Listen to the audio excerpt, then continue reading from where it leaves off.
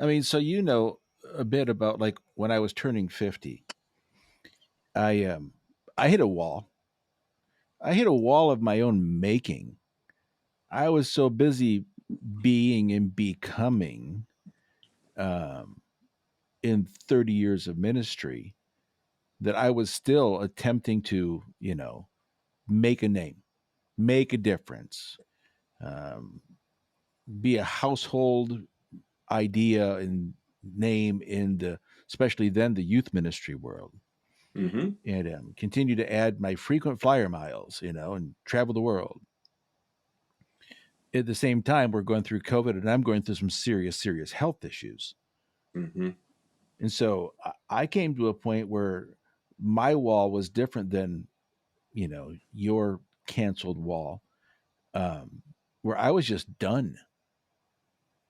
I was just done. I mean, I submitted my resignation to a church I'd served at the time for 25 years.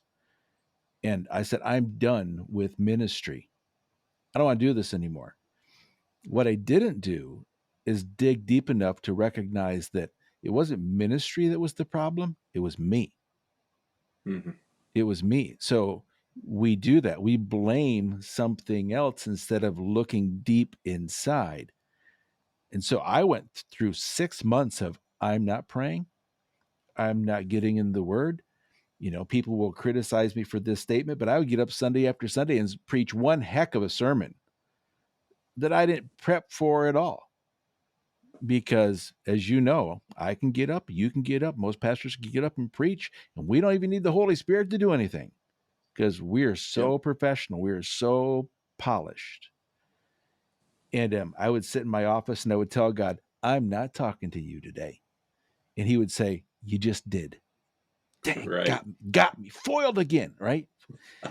And I went through a dark, dark, dark night of the soul, and for like half a year of hundreds of nights until I finally got to that point to recognize in my anger, in my brokenness, that God had not changed his love for me one bit. And I don't know exactly when it was and the moment it was. It's not in my journal, but sitting in this same office that I'm in right now, to just feel, didn't hear God, there was no writing on the wall, feel God say, you're fine. You're fine. Which is actually about the same moment that God said, you want to talk about authenticity? Fine. You want to talk to a different crowd than the church? Fine. But you're not going to until you start talking to pastors. Hmm. You're not leaving your peers and your colleagues behind what you're Hmm. learning. And so, yeah, I went from flying 150 days a year, globetrotting, to making a very significant living, to like, I can't stand getting on a plane anymore. And I'm living on 80% less income. And I've never felt better about who I am because either I chose to or I was forced to, again, by my wall of my own making, let go of things. And I would say today my ministry is not, it's not bigger, not reaching thousands of people for Jesus every day or every week or every month,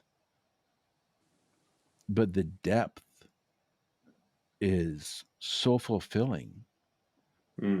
because of the liberty and freedom that came through a tough lesson.